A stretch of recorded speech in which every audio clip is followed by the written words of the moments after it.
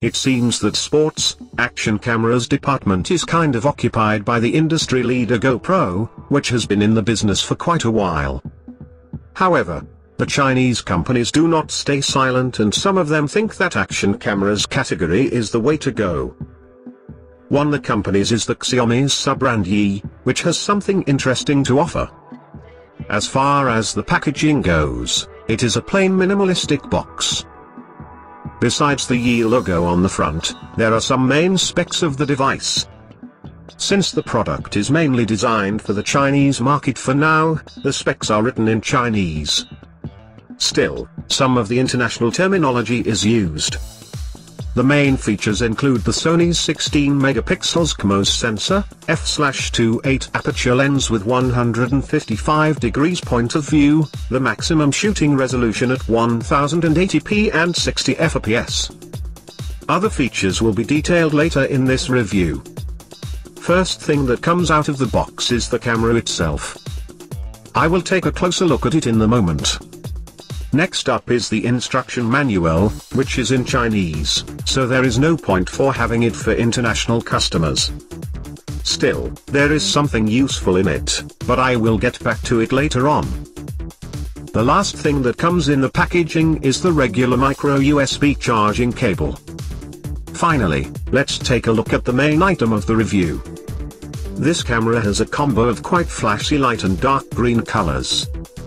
There is another version of white color if you don't like this one. The first impressions of the device is that it is really compact and very light. It has a size of a box of matches and weighs just 72 grams. Moreover, the camera feels sturdy and well built. On the front side of the camera there is a power on/off button, which also acts as a camera or video recorder switcher. Next to it is a 16MP Sony's sensor, which sticks out of the whole body quite a lot. If you press and hold the front key, you will power on the camera. There is an LED ring light around it, which indicates the battery levels. It flashes in blue, purple and red, according to the juice left, respectively. The red is the low light sign as it turns on. When the battery level reaches 14% on the left side of the camera there is a Wi-Fi switch along with the LED notification light. I will get back to it very soon. On the back, there are two removable covers, where you can access the battery, micro SD card slot as well as charging and syncing ports. On the top, there is a camera shutter key along with the LED notification light and the embedded mic for sound recording. On the bottom, there is a standard port to connect the camera to any tripod or selfie stick. Also, there is what I think another embedded mic along with another LED light. The initial setup of the device is very simple. You have to start by inserting the battery by removing the back cover. As you can see, I have already done that. If you want to remove it, you have to pull the battery on the strap. The capacity of the battery is 1010 mAh, which is not bad, but I will get back to it later. Next up is another removable cover. Once you take it out, you find a micro SD card slot, micro USB charging port and micro HDMI port. For the device, which is so compact, I can say that it has quite a lot of connectivity options. As far as functionality goes, the camera is really simple to use for basic operations. To start off you have to power on the device and it is confirmed by the LED flash ring and the beeping sound. The camera has a picture-taking mode set as default. You can only change the default mode within the application, which I'll show you later. All the commands you do are confirmed by LED lights and beeping sounds, which can also be turned off using the app. If you want to go to the video recording mode, just press the power button. The recording is confirmed by the flashing LEDs on the top and back sides. It doesn't matter that the instruction manual is in Chinese, but we still need it for QR code, which allows you to download the camera app immediately. I have already installed the app, so I will show you how it looks like and what you can do with it. The first thing you want to do is turn on the camera and then press and hold the Wi-Fi switch till you see the blue light. Just to let you know, the app is mainly in English, but still has some Chinese left in it. There is a completely translated app available, but it is an older version, so I sticked with this one.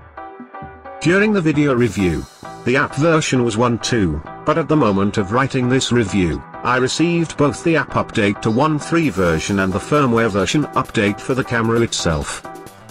One major shortcoming is that sometimes the camera struggles to connect to the phone using the app, which says that the device will try searching again when Wi-Fi light flashes. I haven't figured out yet if it is a bug that can be fixed with a software update or there is something emitters doing wrong.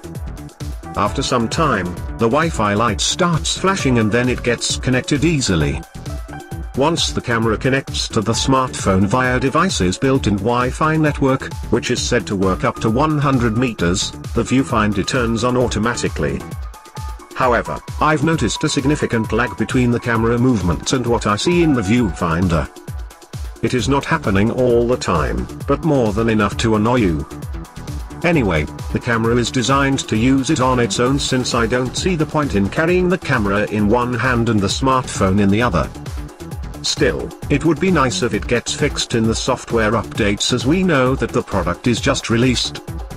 The just new firmware update for the camera improved the Wi-Fi transmission to the smartphone, so the viewfinder is not that laggy as before.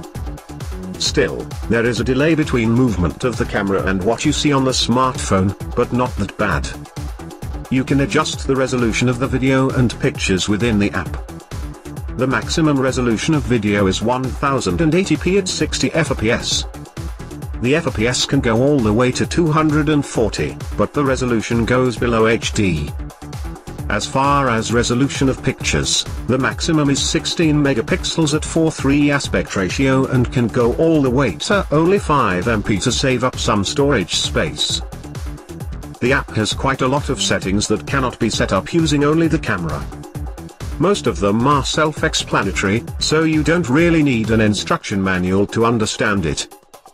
On the bottom side of the main screen of the app you see the power left in the camera's battery, connection status and the phone's battery status. The funny thing is that camera's battery is at 0% and it is still running for 30 minutes already. The neat function of the app is that you can check out the photos and videos taken with the camera on your smartphone's screen. In case you like the photo and you want to save it to your phone's internal storage, you can hit a download button. Another interesting feature is the ability to take the snapshots. These are short clips that can give others an idea of what is going on around you. Also, they can be saved either in MP4 or in GIF formats. Sharing is kind of limited to the Chinese social networks for now, but you can still save it as a file on your smartphone and then share it using Facebook or other social networks. You can also watch the videos you shot using your smartphone. However, there is one trick that this camera does. Once you capture a video, it saves two files.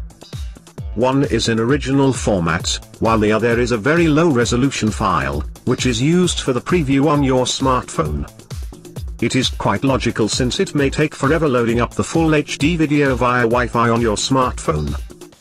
Also, it is much easier to share the smaller file immediately on the social networks.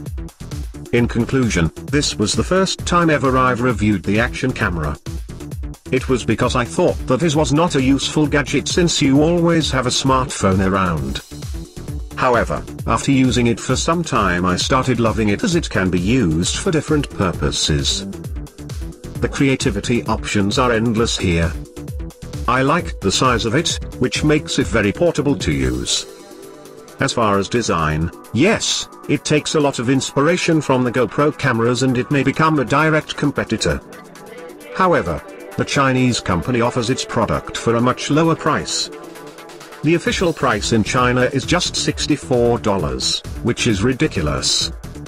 On the other hand, the resellers are quick to make business here as it would cost around $90 or $100 for the international customers. What is more, the picture and video quality is good enough for the action sports camera. The flagship smartphone may win the head-to-head camera shootout, but I don't see any significant drawbacks, and all in all Emmett is glad with what the 16 megapixels Sony's CMOS sensor is capable of. The major advantage over the smartphone is the insane field of view 155 degrees, which is almost double of what the smartphone's sensor can do. The negative aspects should be also considered, as there are some bugs within the application. Also, the viewfinder on the smartphone shows a laggy view from the camera's sensor, so it may become annoying.